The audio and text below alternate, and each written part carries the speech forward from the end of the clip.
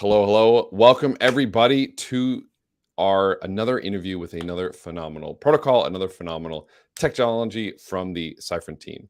My name is Patrick Collins. I am founder of the Cyfrin protocol, the Cyfrin team, Codehawks, and we do security and we just do everything we can to make Web3 a success. Here with me today, we have Christian and George from the MindNetwork team, the MindNetwork protocol. This is a protocol that I got introduced at SmartCon, which is the Chainlink Labs event that was put on, back in October? I think early October. I was introduced to these guys there.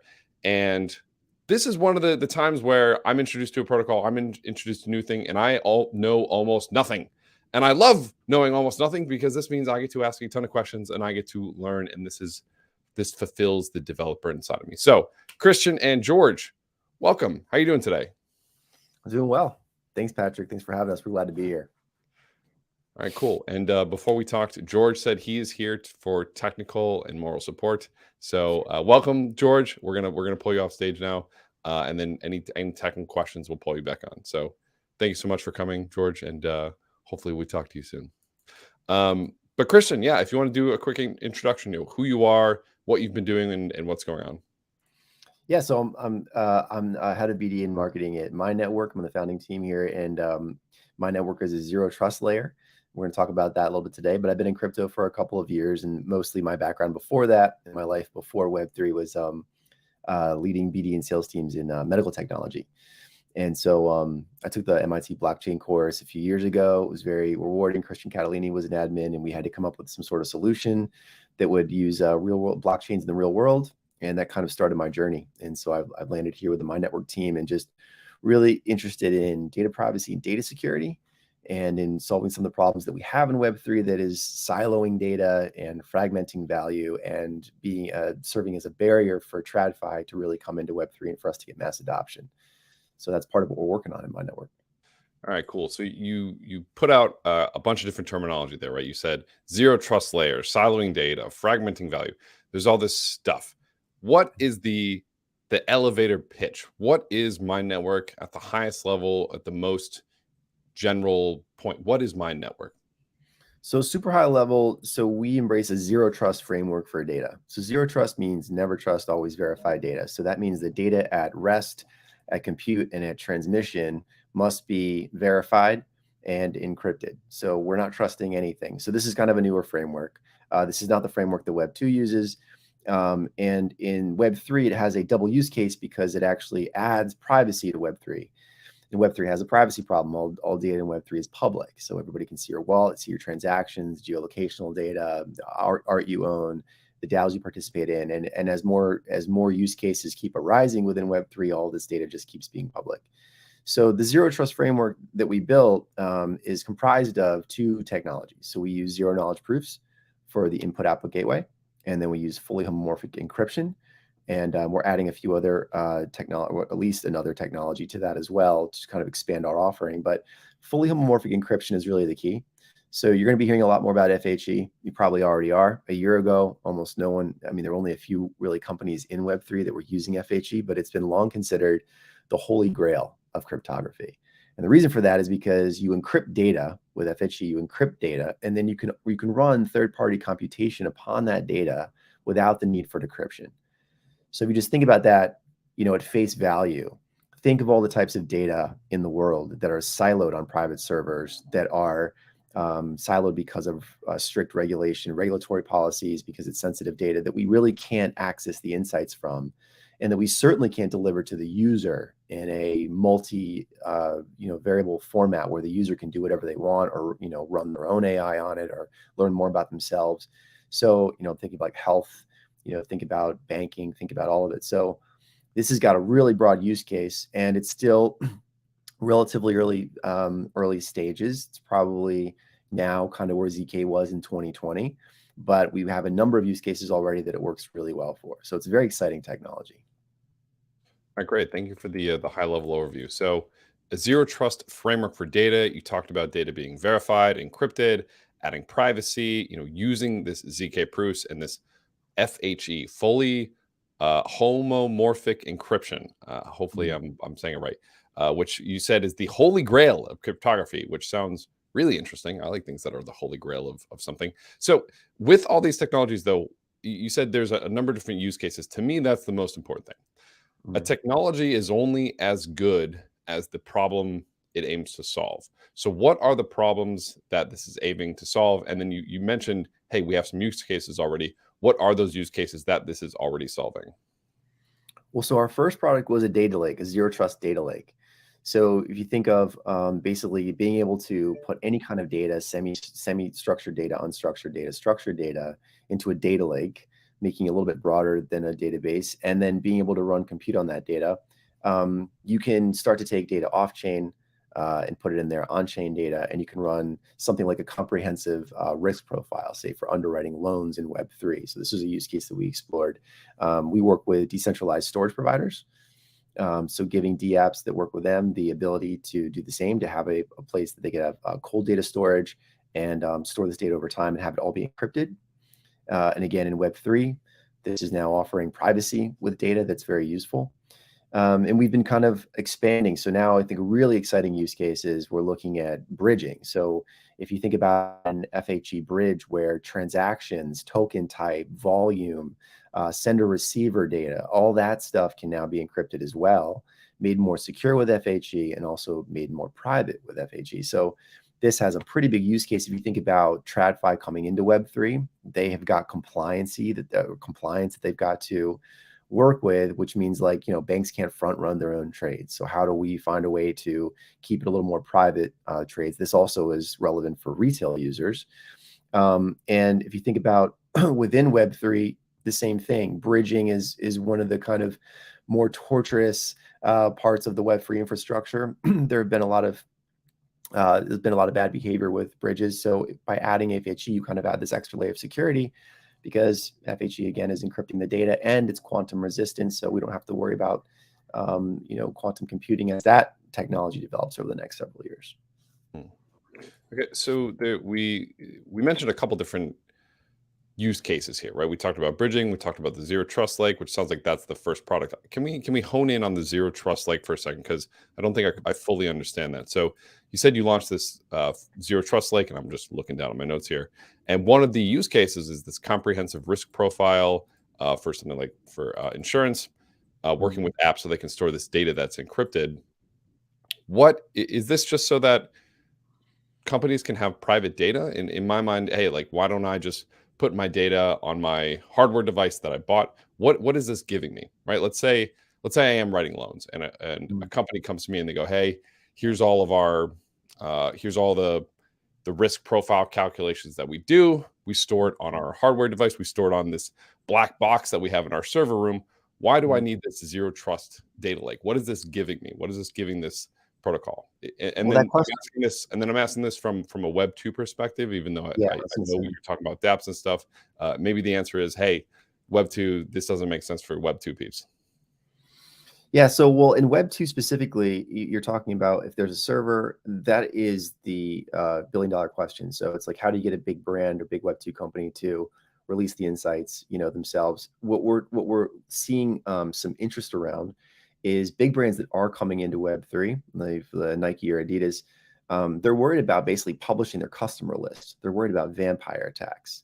So if we can add a layer of privacy to whatever these companies decide to tokenize, now they're at least not publishing their customer list. So that's a pretty exciting use case. If you're thinking about Web3, so here's a better example. Think of DeepIn. So DeepIn's got this great narrative within Web3, monetize your data, monetize your devices, right? And then for users who are not familiar with DeepIn, just explain DeepIn real quick. Yeah, go ahead. So decentralized physical infrastructure networks means, taking your wearable, taking your Fitbit, taking your the car dongle, taking your weather device. I mean, all these devices that we have, your door cam, and basically sharing that data to the network and providing feedback to the network that these devices in a Web 2 framework are doing anyways. But instead of enriching somebody else's business model or their AI or whatever, you're actually getting paid for sharing that data. So it's a great narrative. It's a really kind of foundational, kind of core Web3 principle behind DeepIn. But right now, if you've got a device, if you've got a door cam or some sort of weather or your wearable device, when you share that data, you're actually sharing geolocational data. You're sharing the device IMEI or serial number. You're sharing other kind of data that you might not want to share in order to receive the rewards, receive the tokens back, right? So we add just a privacy layer in there so that you're not always constantly, giving up this private data. So that's kind of the Web 2, Web 2 and Web 3 use, kind of the why would they want to engage with our zero trust data lake? Definitely. Yeah, that makes a lot of sense. The classic example that I like to give, and I feel like a lot of people usually give when they're talking about ZK is, hey, say you want to get into a bar, but you don't want the bartender to know how old you are, but you do want the bartender to know you are old enough to get in, right? Right now, you just give them the license. The bartender knows everything about you. They know where you live. They know your exact age.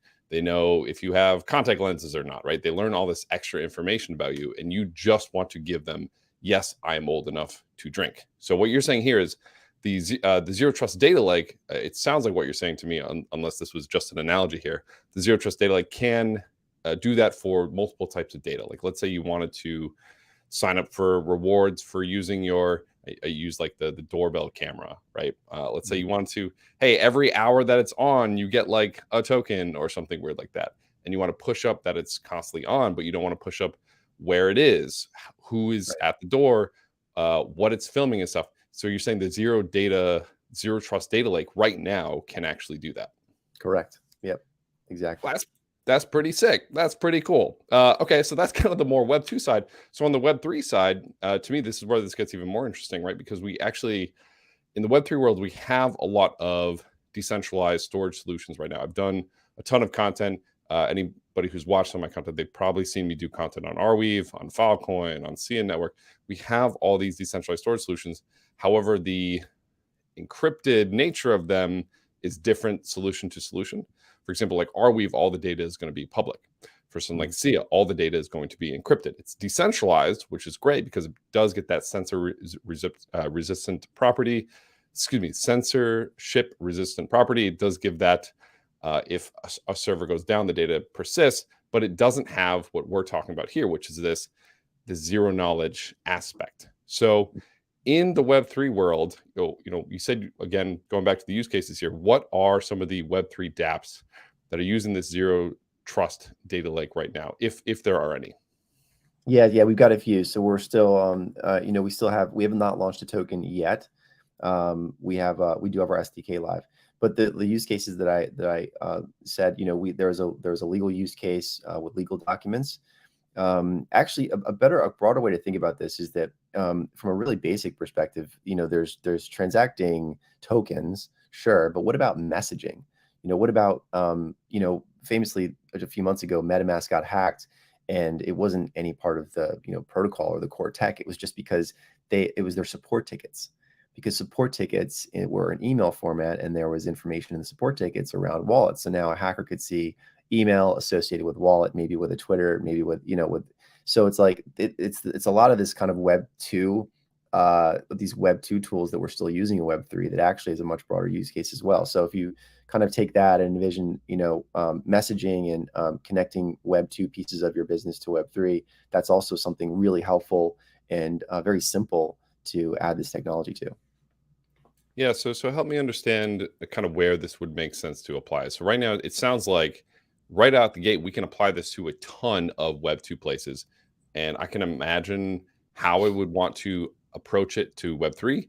But right now, is the aim for MindNetwork, is it more Web 2 or is it going to be Web 3 later? Because right now it feels like this is immediately applicable to Web 2. And this is probably applicable to someplace in Web 3, but I'm having a harder time visualizing it.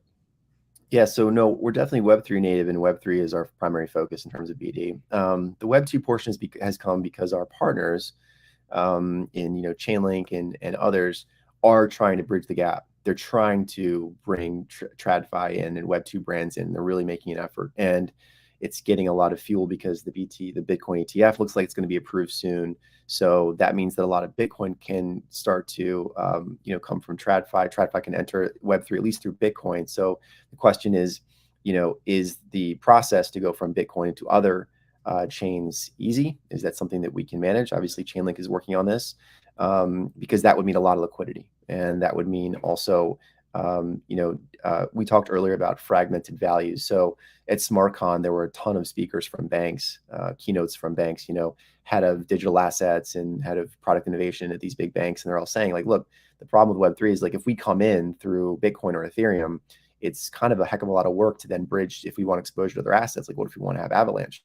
So that's a problem that needs to get solved. And it's also a problem that we have right now, because if you're bootstrapping, if you're a DApp in Web3, you're going to pick one of the top 10 chains to go with, and then you're going to basically work through their, the other DApps in their ecosystem first for like BD, and you'll try to get friends and you'll try to do partnerships, and you're locked in the chain until you integrate. And sure, EVM makes it a little bit easier, but you're still, the liquidity could be better, and you could have better BD access as a DApp starting up if you've got this kind of cross-chain interoperability. So the real Web3 use case is bridging chain to chain, mostly public chain to public chain. And so that's going to be kind of our niche, is this bridge piece. It just so happens that a lot of the core tech for this bridging chain to chain also is really helpful for Web 2. I think that, if we are still subscribing to having metrics and to the fact that we might be coming into a bull market maybe in the next year or so, Web 2 seems to have been in this bear market really preparing. We know that Nike and Shopify and Gucci and all these brands that launched NFTs, they winded down those programs, but they're still doing a lot of research and they're still figuring out how to play in this space. So you might see a lot more enthusiasm and excitement over the next year. So we want to be ready for that, and we want to build infrastructure in Web3 that allows everyone to go chain to chain and from Web 2 and Web 3.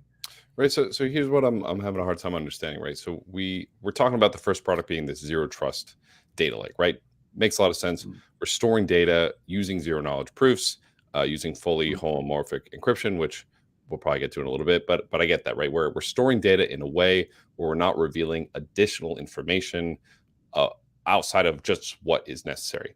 Great, makes sense to me. Use cases Web 2, use cases Web 3. Now I feel like we've taken a leap now. Now we're talking about bridges is going to be kind of the main focus in MindNetwork. Can you talk to me about that jump? Like, how do the two relate? There's a gap here for me. How did we go from the data lake to now we're talking about bridges? Yeah, good call. So you can think basically of us as a layer that can be inserted into different parts of the tech stack. So if you think about like above layer one, let's talk about the assets. So FHE and ZK can be basically made to protect the asset, the token type, and the volume, right? So that's kind of like an FHE EVM, right? Think of that as like, so you just maybe, Phoenix is this first FHE EVM that just raised. Is that a thing that exists right now, an FHE EVM? So Phoenix, it's Phoenix is the name of. Very cool. Yep. Okay. And they spelled it FHENIX. Very clever. Okay. But yeah, there's a lot of excitement about it, and so it's going to be this like privacy preserving native blockchain. So that's very cool. And above that, so that's one thing that we can offer. So with some partners, we can kind of do what they're doing, but we're also complementary to them because they're a layer one chain. There's no bridge involved. So if you start talking about bridging, and I did skip some steps to your credit, so I'll go into them a little bit now. Above that, you actually have a way to use FHE to hide the sender receiver data. So we use a stealth address protocol, which that research started coming out, I think 5 or 6 years ago, if I'm correct. George might jump in and yell at me right here, but I think about 5-6 years ago, you started to see that. So stealth address protocols have been around. We added FHE to it so that basically there's a middle address where the funds are sent. It's a stealth address, and the only person that has access to that is the receiver. So in this way, we add FHE at another layer of this overall process. And then the data lake is kind of, a place to kind of store the data. So, and then on the very top, we just have the SDK, which is plug and play. So this kind of core framework, and then, this core framework can basically essentially be inserted at different parts of the tech stack. So yeah, our first was a data lake. That's kind of our core product because you kind of need that to do the rest, more or less. But then we just found other applications of it. Got it. Okay, so Mind Lake. So I have your documentation up right now. So I'm assuming this data lake, this is called the Mind Lake. Is that correct? Mm-hmm. All right, cool. Yeah. So that's the core network. And how long has that been around for? Since about March, April. We had our test net over in June. And it was about a 2-week test net, and we had 13,000 applications. That's been live since then. And then the SDK, I think the SDK was probably launched around similar time. Oh, so this is like this year.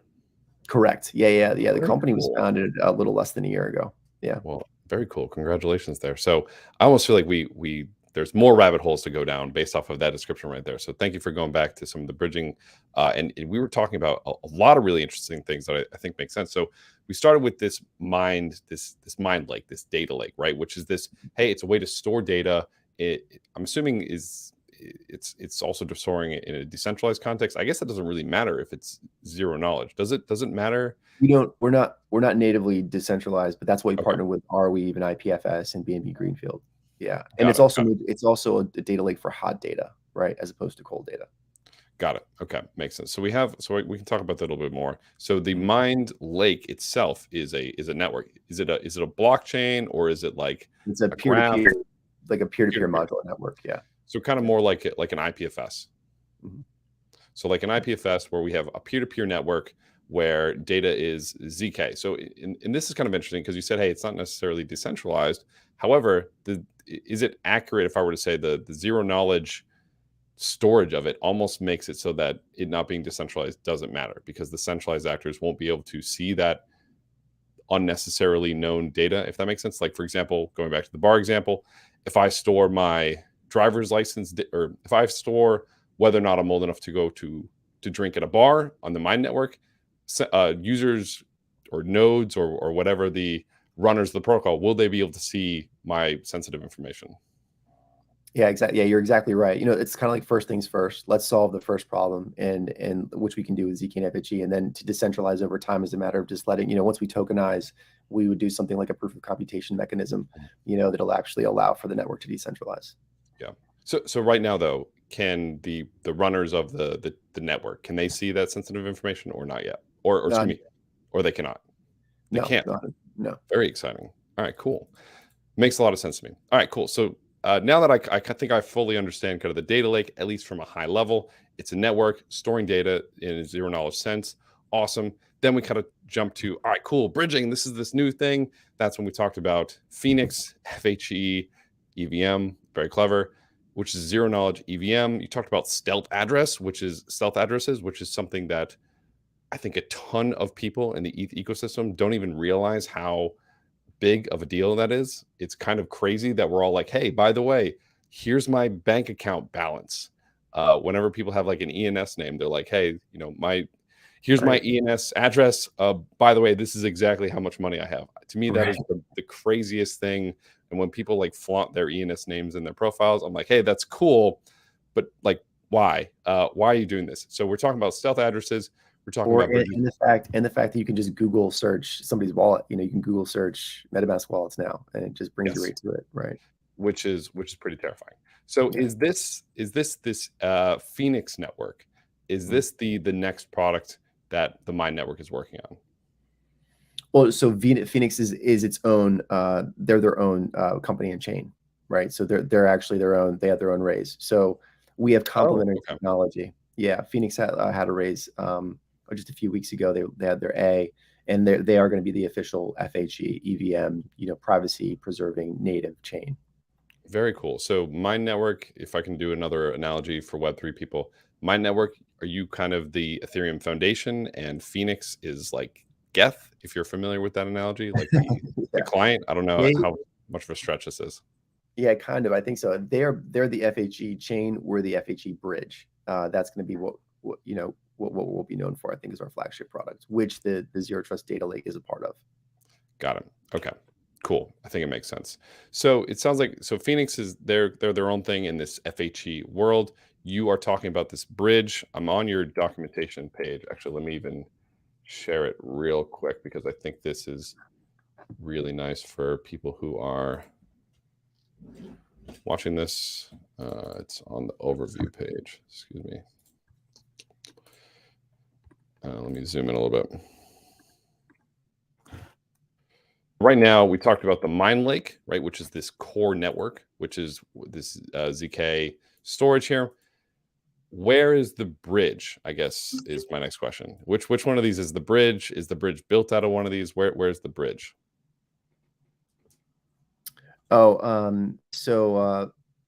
So currently it wouldn't be in this one. I might have to get you. We actually do have it. We've got a GitHub for it that I could send you. It's not here. or we're releasing some alpha You here. know The what? We may bridge have not, docs aren't up yet. we might not have the bridge doc up yet. Okay, no worries. All right, cool. So some alpha bridge docs to come. Very exciting. So cool. So bridge docs are coming soon, but how does that fit into this overall picture that we're talking about here? So I'm still missing something.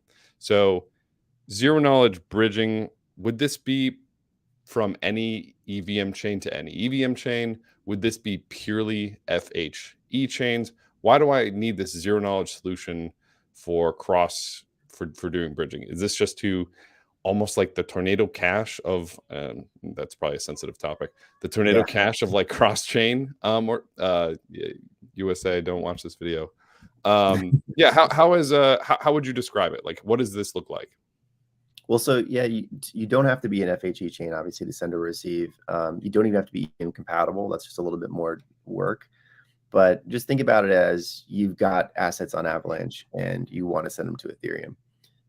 And you don't want that transaction to be public. So you don't want the sender wallet to be public, the receiver wallet to be public, and you don't want the volume to be public, or maybe the act itself, right? You don't want people to know that what you're bridging to.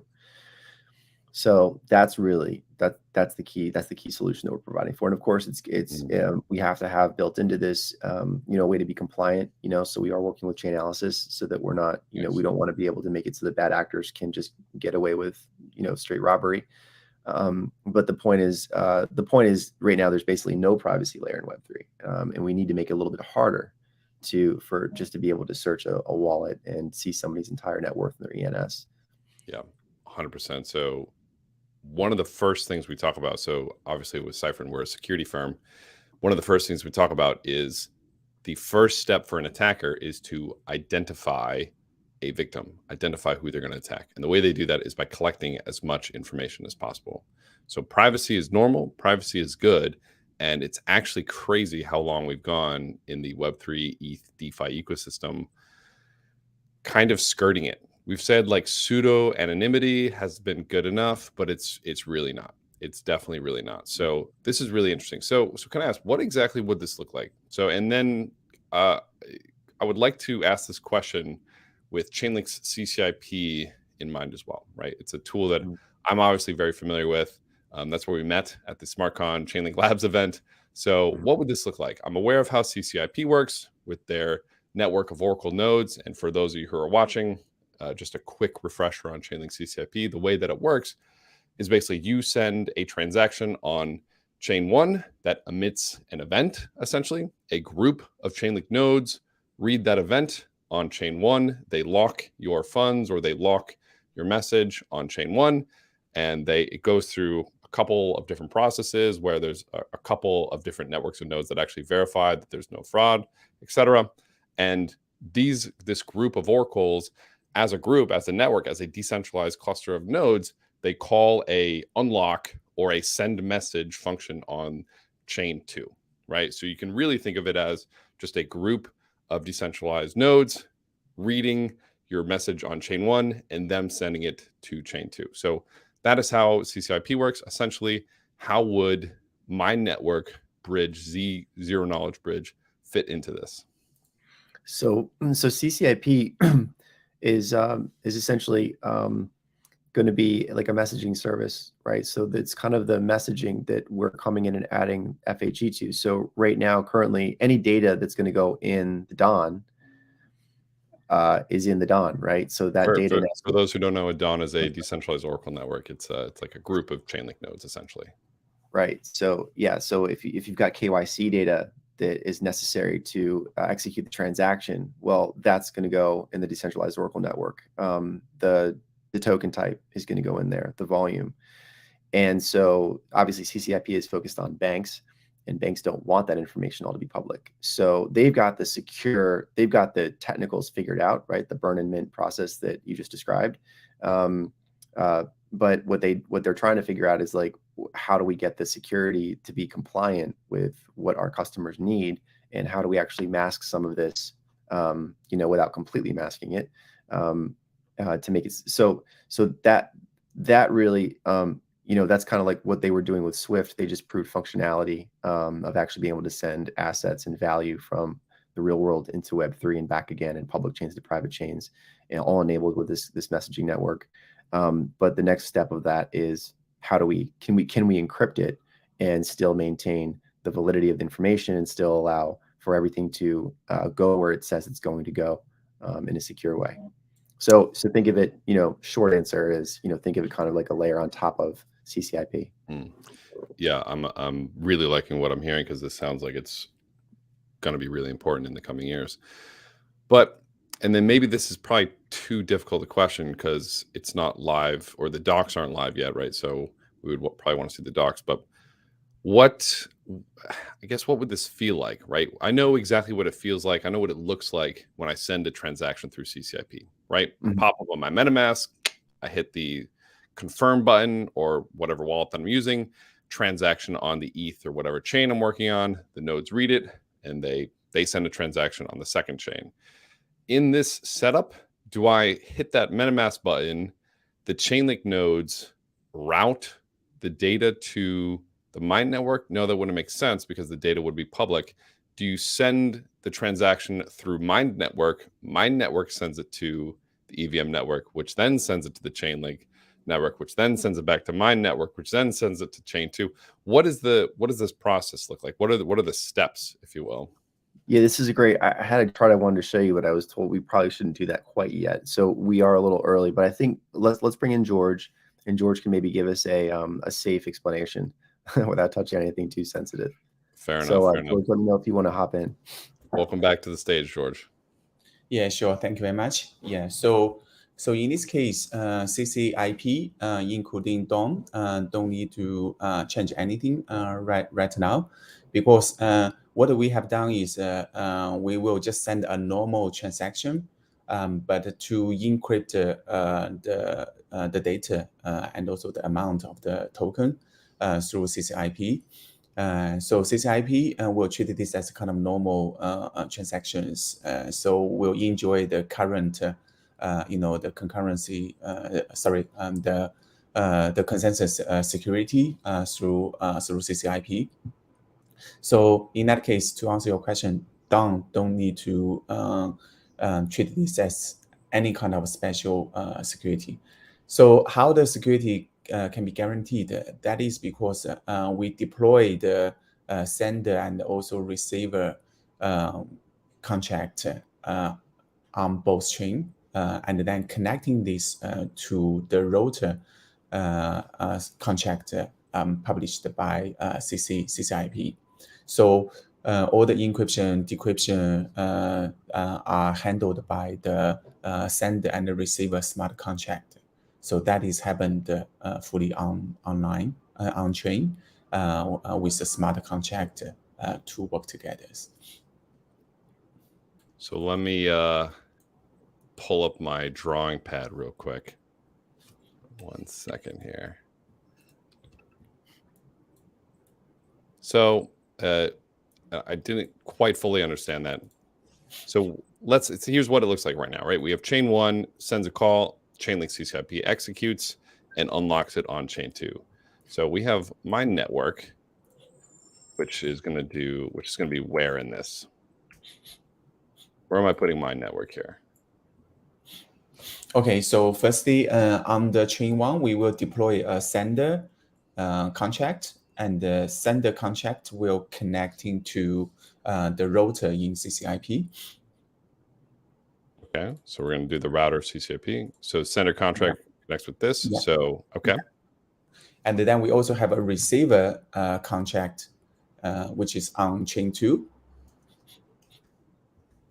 Okay. Great. Yes.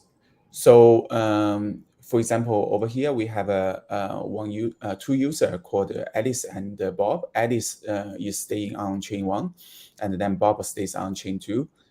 So Alice wants to send from chain 1 to chain 2.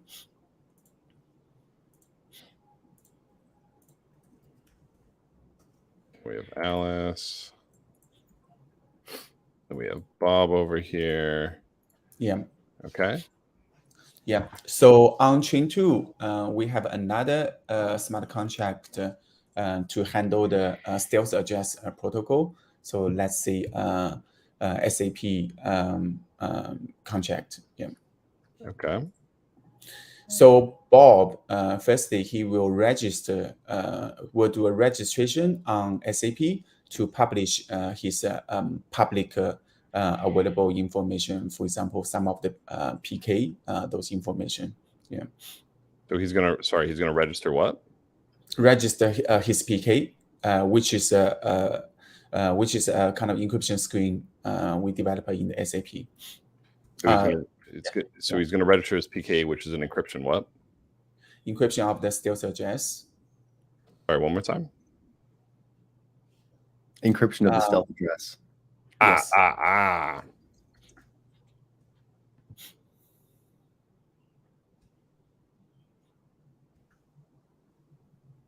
Okay, so Bob's going to register their stealth address. Okay. And this transaction of Bob registering the stealth address, does this go through the MindNetwork, or is this, are they doing the computation for the registration off chain? How does that actually work? I'm assuming chain 2, chain 1 and chain 2 are kind of regular or regular is a bad term, are just EVM chains. Chain 1, chain 2 could be any chain. So it depends on how the CCIP, the go-to-market strategy, and also the speed.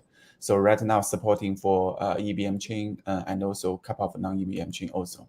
CCIP is already support that. So we will follow CCIP's step and also coverage. Yeah. Okay, so Bob is going to register their stealth address, right? Is that so? Yeah. Bob will register the PK. And this PK will be used to calculate the stealth address. So by the time of the registration, nobody knows, even Bob don't know what the stealth address is going to be. But this is just one of a part of the information will be used in the future to calculate the stealth address. Okay. And then so people who are watching this, let me know if this diagram is helping or making it more confusing. I'm hoping this is helping because I feel like I'm learning more and more as we draw on this diagram. So, okay, cool. So Bob registers his PKE. He's going to get this address at some point. He doesn't even know what it is. Is this just a function on this SAP contract called like register PKE? Yes, that's correct. Okay, yeah. Wow. Okay, so he'll register the PKE. Then what happens? So then Alice decided to send in to Bob. So he will check SAP contract on chain 2, and then to retrieve that PK by calling and then passing Bob's EOA address, for example. So Alice is going to check the SAP for Bob's PKE. Is that what you said? Yeah. PKE. Now, how does Alice... no, Bob's check based on Bob's EOA address, because Alice want to send into Bob, right? Based on Bob's EOA, but in this sense, so Alice knows Bob's EOA, right? So Alice will know how much money Bob has, right? So if Alice needs to know what Bob's EOA is, doesn't that kind of break the whole ZK aspect? No. So Alice will get Bob's. So in this case, Alice knows he's going to send it to Bob, and also Bob will know that the money is actually coming from Alice. So both parties knows each other. But anyone else don't know there's a connection between Alice and Bob. So that's the result we want to achieve. But does Alice? So I'm assuming Bob would just have to make a burner EOA if Bob doesn't want Alice to know, how much money he has, for example, right? In this case, it's not a don't need to. Okay, maybe let me explain further. So Alice is to get Bob's PK. So the -9 you draw, Alice basically just to get the PK. Okay, great. So let's Alice gets Bob's PKE, which is great because Yes. that's encrypted. It doesn't have Yes. any information like she can't get Bob's EOA from Yes. the PKE. Okay, Yeah. awesome. That And makes this sense. registration will help Alice to prove in the future that he's sending to this, stealth address, which is based on the calculation on top of Bob's PK. So this is for proof purposes. Okay.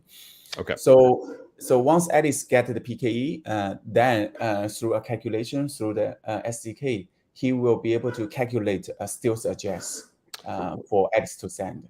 So then Alice is not using the MindNetwork per se, but the Mind SDK to calculate stealth address. And, which is a random wallet address you can consider equivalent. Okay. So I think I'm starting to understand this even more. So with this PKE, I'm going to make this a little bit bigger here. With this PKE, not only could she use this to calculate the stealth address, but could she also use this to encrypt message that she wants to send Bob? Yes, particularly metadata, for example. In Swift use case, they normally need to send a larger body of metadata. Putting all those metadata into on-chain will be expensive. So that data can be encrypted also. Got it. Okay, cool. So then I guess my question is, that actually made it worse. I was trying to make that look nicer. So this makes a whole lot of sense to me. And I feel like with this setup though, I guess again, here's where I'm confused. Where's the MindNetwork? Because it feels like, from my understanding of cryptography, right, we could do all this off chain. We could do this, get encrypted data, and we could send this encrypted data across CCIP. People could read the data, but it doesn't matter because it's encrypted. Does the MindNetwork step in? Does the data go through the MindNetwork? Where does MindNetwork happen here? So in this case, MindNetwork or MindLake is optional. Okay. So stealth address can work without MindNetwork. They can just transfer the token without any message, for example.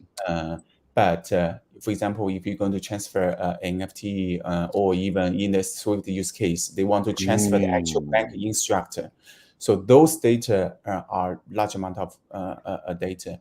And also they require a cross-chain computation. So that means they need to run a query and calculate on top of for those data. So then the MindLake become a place for them to use. Got it. Okay, I think I get it. So let's say you wanted to send this message, which requires, again, going back to the bar analogy, right? Hey, I want to send from chain 1 to chain 2. Hi, I'm Alice. I'm old enough to drink. And I have that data stored in MindLake. So I would get that ZK data in MindLake that I'm old enough to drink without revealing the information of how old I am, where I live, etc. We'll use the Mind SDK to encrypt the data from the MindLake. We'll put that into a EVM contract with EVM sender contract, which will then trigger CCIP to send this encrypted data over to chain 2 on Bob's stealth address. And then Bob can let Alice into the bar cross-chain. Is that correct? That's correct. Yeah. Sweet. That is very cool. Very cool. So it almost sounds like, the MindNetwork aspect here. So the MindLake data, the data lake here, this is really cool for storing this data, for getting this data, for working cross-chain with. This is one of the big things that I've talked about a lot, about how data is going to be one of the key pieces to making blockchain, making Web3 even better than it already is. And I guess I can stop sharing because I think we got it. Making Web3, making data make more sense here. But we haven't figured out a good solution of combining data with our smart contracts. And it sounds like this might be one of the key pieces that gets us there, because data has always kind of been this sensitive, don't touch it with a 10-foot pole because it's hard to use. So I guess my other question is, so with the bridging, this almost sounds more like a standard to add on top of Chainlink, to add to CCIP, to add to these smart contracts, as opposed to the MindNetwork actually stepping in and facilitating some of this. It's more like, hey, we can store this data in a ZK way, and now we can send it and post it to chain and do all the amazing things our smart contracts can do. Is that accurate? Do I have the picture here? Yeah, that's correct. So our bridge is building on top of CCIP, and it doesn't require any changes for CCIP right now. So we are just an extension or plugin you can consider for CCIP. And we also design our product to be to be modularized. So you can, if you only want to transfer token without message, then still suggest protocol is good enough. And if you want to sending encrypted data as metadata, then you can using MindNetwork together on top of it. So it is modularized and giving the space for developer to choose, rather than tightly coupled together. So to limit their creativity and also the imagination. But in the background, that what we want to achieve is no matter for token and the data, they are fully controlled by user. User are fully having the full ownership for those data, and MindNetwork can be a place for them to implement that. As you can see, the example you just draw, users EOA have the full control to upload, to retrieve, to query, and then also to do the calculation for their data in this case. Yeah. This seems really sick. This seems really cool. This is very exciting. Great. Well, thank you, George. Maybe my next question is for you too, actually. Actually, before I ask my next question, are there any other thoughts, comments on that diagram? I really thought that illustration was phenomenal, right? Hey, it sounds kind of silly. Like the example is, oh, I'm Alice. I'm over 21. Can you let me into the bar? But all of my information, there's a $5 cover, but I have $5 on ETH. I don't have $5 on Arbitrum or whatever other L1. Can you let me into the bar? My data is stored in a ZK on the MindNetwork. Sounds like a silly example, but to me, it really illustrates the power here. Is there anything else that we want to add before we move on to my next question here? No, I think so. Just to be high level again, because I'm the high level guy. It's really putting the privacy protocols that have existed, but they have been delivered to us from centralized entities in the hands of the users, right? Yeah. So that we have those kind of same protocols. Definitely. Very cool. All right. Awesome. So next question. Fully homomorphic encryption. What is that? How does it work? Thoughts? Christine, do you want me to pick up that question? I'll kick it off, and then George can get into. George can start talking about lattice. How about that, George? You coming for the lattice part? So fully homomorphic encryption is basically a type of encryption that allows for data to be encrypted upon or encrypted, and then third-party computation can run on top of that encrypted data without actually having to decrypt it. So the data stays in cipher, right? It stays in ciphertext. It doesn't actually have to be put into plain text in order for you to run computation on it. And so there's actually different kinds. It started out with homomorphic encryption.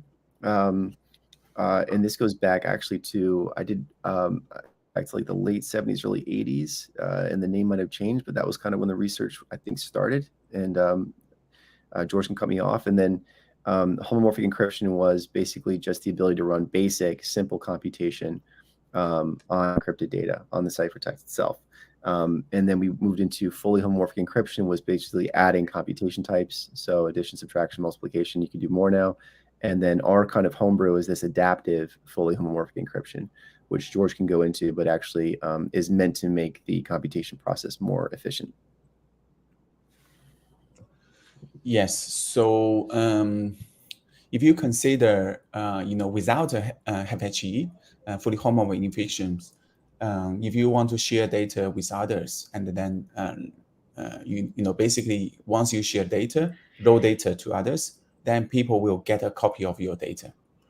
And if you don't share the data but want other people to query on top of it, then because other people, they don't have your data, they have to trust your computation, right?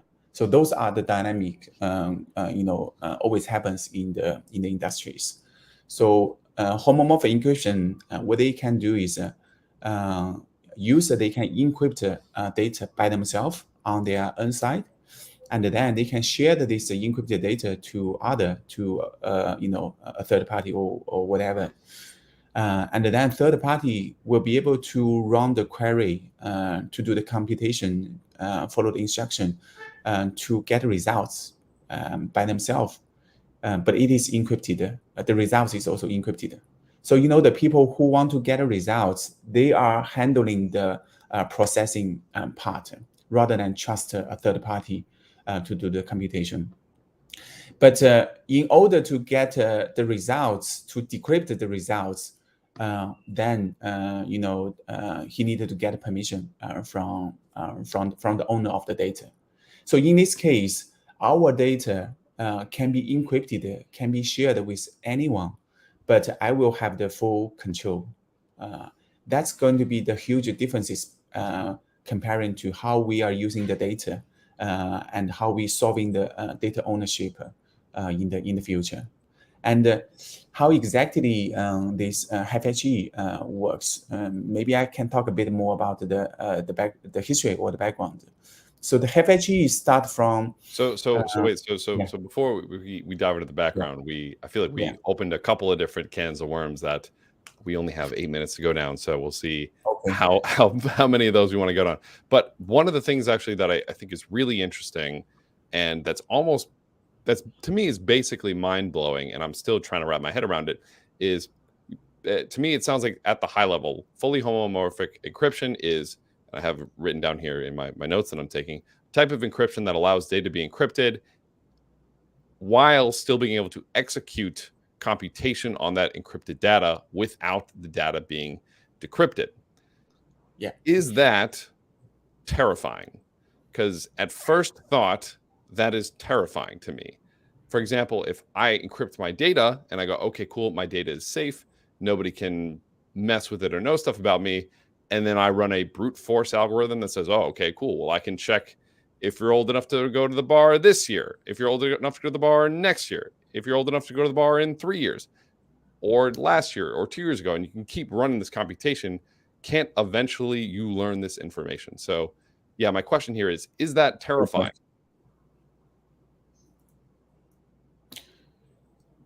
No, it's actually. Okay. Sorry, is it terrifying? No, not terrifying. All right, cool. Yeah. It's a good question. But yeah, George will talk about the Turing completeness of it, right, George? Yes, because in this case, firstly, FHE right now is mathematically being approved. So this process can happen without to disclose any kind of sensitive information. Secondly, is the industry is already implemented, and you can see we already develop this in our use case. Particularly when you try our product, you will see this actually works. This is not a dream. Thirdly, it is natively support the encryption scheme like Lattice, which is which can support for post-quantum attack. So this is a post-quantum cryptography enabled from day one for FHE going to work. So even FHE, this work start from 2009, which is very recently by Gentry for his PhD work in Stanford. But after that, after the first paper, the industry has been attracting a lot of top researchers and also companies. For example, Intel, Microsoft, IBM, and Google. They are all spending a lot of resource on that, and then they recognize this as a kind of holy grail solution in the in the cryptography. It will solving the last mile challenges for the privacy computing, because now the data can be freely given to anyone, and they will be able to get their results by doing the computation by themselves. But the data owners still have the confidence to protect the data. So this is the last miles can be solved by this FHE. But I want to mention that before FHE, there's another term called FHE, which is just called homomorphic encryption. Wait. So before FHE, you said there was HE. Is that what you just said?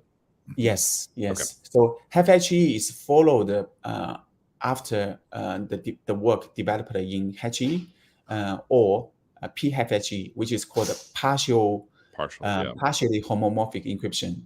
So partially homomorphic encryption means you can only do the computation over encrypted data for a certain type of operator. For example, you can only do addition, or you can only do multiplications, but you cannot do crossover. That work is actually invented about 30 years ago, around the 1970s. And I think everyone familiar about RSA. They probably already use it daily in RSA right now. Remember, RSA is also a PHE. RSA is supporting for multiplication over encrypted data. So 30 or 40 years ago, this work is already started, but it take about 30 years for the researcher to cross the gap to be able to do addition and multiplication together. And as a computer scientist, we all know that enable addition and multiplication, basically we can do all the computation, right? So that is why FHE, be able to work from 2009, because we closed the gap, and it's being developed very fast in the last few years. Really, really interesting. Yeah, thank you for that explanation there, George. I feel like there's like 18 more things that I want to unpack that we probably definitely don't have time to unpack here. But the answer that you gave to me is very calming, at least. Is this terrifying? The answer there is no. And there's a whole lot of research being done, right? You said, hey, this is not new, right? You're saying, hey, like people have known about this stuff. What you're saying, like 34 years ago, RSA, partial homomorphic encryption. This is something that's been in the works for a long time. And it sounds like only as of more recently have we been able to, okay, now we can really start unlocking the power of this research of this technology, which is what you guys at you all at MindNetwork are aiming to do, which is awesome. So we only have a couple minutes left here. I do want to ask just one quick question and then let you guys have whatever final thoughts you want here. So for me, I'm a dev, right? I'm an engineer. A lot of the people watching this are engineers or security researchers. And for security researchers, a quick side note, this is going to drop a whole slew of privacy-focused bugs. So get ready to gear up on that for those of you who are looking to stay on top of your A game. So me as a dev and as a security researcher, what are the things that you want people to build? Do you want people to build on top of the Mind Lake right now? What can I as an engineer build? What can I start doing right now? Or what can I start doing soon? I'll let George take that one. Yeah, sure. So MindNetwork is I would say infrastructure or a tools. For example, a data lake or database, and then bridges a protocol. So anyone who can using those tools to build fantastic applications, a particular use case, that will be super welcome and appreciated by us. So in terms of the use case, developer want to build on top of that. Maybe Christine can talk a bit more later. And in terms of the tools, we welcome the community to help us to develop SDK, develop monitoring, develop attestation, those kind of tools together. And we are open sourced on GitHub. So really feel free for you to fork the code and then do a pull request to us, so we can share with more community, and the community can continues. And the license for our GitHub is MIT, so it's free for everyone to contribute. Badass. Love to see that. So Christian, it sounded like George was kind of tossing it over to you. What are the business use cases that you want to see people build on top of this? Yeah, I think he nailed it with just, you know, SDKs, one to access the data lake, or want to augment the bridge, or use the bridge rather. So the bridge market specifically, we think we've got a great use case there. It's kind of a consolidating market, and it really seems like it's you know, poised for an overhaul. So we'd like to see a lot more activity there, and we think that the future is multi-chain. It'll be hundreds and hundreds of chains. And we'd like to see value being desiloed. So that product in particular, we're really excited about. Awesome, love that. So a couple people are asking for the link to your GitHub. I have dropped the link here. If you take a look at this, you actually, you can see, and let me even just show my screen real quick. Some of the SDKs. We have SDK for TypeScript, for Python, my data pack in Python. We have all these open source repos for you to fork, for you to play with, and build some really cool stuff that nobody has ever built yet, because this is brand new technology as of March, which is phenomenal to see. So go there, have fun, play around. And I guess before we jump off, because we're basically already out of time, is there anything else you want to tell people, let people know, have people do? Any last thoughts, comments, questions, CTAs, anything else here before we jump off? From my end, from partnerships, you just follow us on, you can reach out to me on Telegram. So MindNetwork.xyz is the handle for everything. So Telegram, Discord, Twitter, LinkedIn, everything. And I'll be fielding a lot of that if you have any questions. That's what I'd love to see. George? Yeah, I'm cool. Yeah, so stay tuned and connecting to us if you need anything. Yeah. Awesome. Well, thank you both so much for this call. I know I learned a ton, and you got me, unfortunately, really excited right before I'm about to go to bed. So you've ruined my sleep. So thank you for that. But George and Christian, thank you so much for both for being here. Good luck to the developers who are looking to check this out, and good luck to security researchers who are looking to gear up on their privacy preserving security. So thank you all, and see you next time. Thanks, Patrick. Bye, everyone. Thank you. Bye.